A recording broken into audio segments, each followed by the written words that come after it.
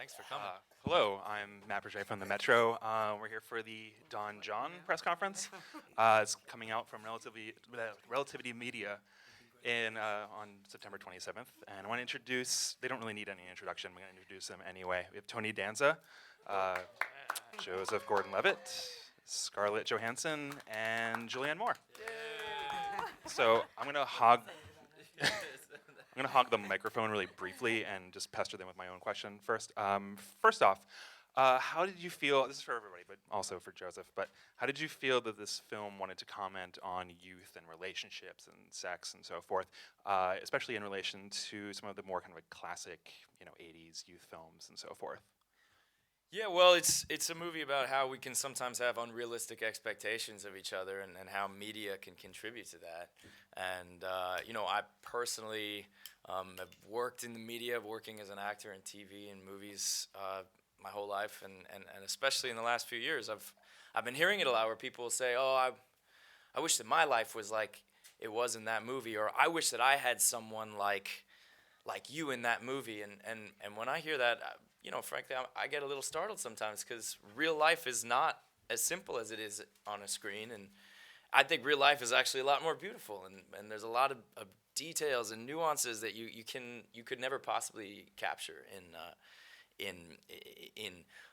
a movie or on a TV show or in a pornography clip or in a commercial or in a pop song. And so we wanted to kind of poke fun at comparing your real life to these expectations. Great. What about the other people in the cast? What do you guys think of the subject? Do you have any comments on it? No. Joseph summed it up right now. It's just harder. It's so much easier to just push the button. It's harder. You have to actually, reciprocate. Louis De Palma used to say you got to talk to them. It's just. Okay, comments or questions from anybody else here? Hi, guys. Good morning. Hello. Joe, I have to ask you. Obviously, you wrote this film, and the bigger picture is that it is about addiction. So what was your research while you were writing this movie? Talk about how you came to be inspired to write something like this. Well, yeah, like I was just saying, I think I was largely responding to the way that people seem to be reacting to all kinds of media. And, I thought that a story about a young man who watches too much pornography and a young woman who watches too many romantic Hollywood movies would be a good way of sort of bringing to light the way that we can all sometimes relate to all kinds of media, whether it's a pornography clip or a commercial for a hamburger. You see a woman on a screen and you reduce her to just a thing, a sex object.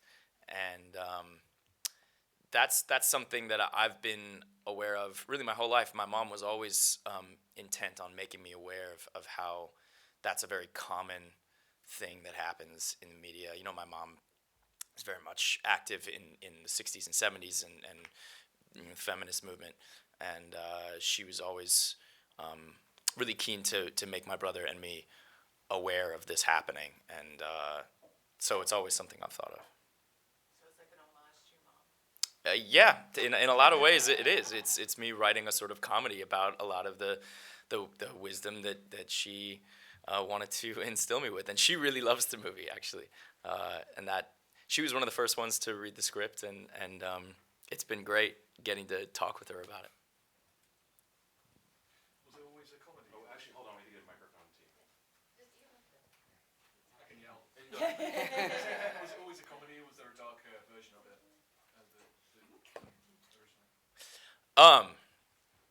Well, the original idea in broad strokes, I didn't know it was going to be a comedy, and I was trying to figure out how it would be. And I hadn't landed on anything that I liked until I was actually I was working on 50/50, and up there in Vancouver with Seth Rogen and his whole gang.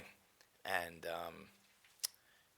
I really like the movies that he makes. I mean, 50/50 is sort of it's a comedy, but it's a character-based comedy. The humor comes from the characters, from the feelings, and when I was in the middle of that, I was like, oh, what if I approached this concept with this tone?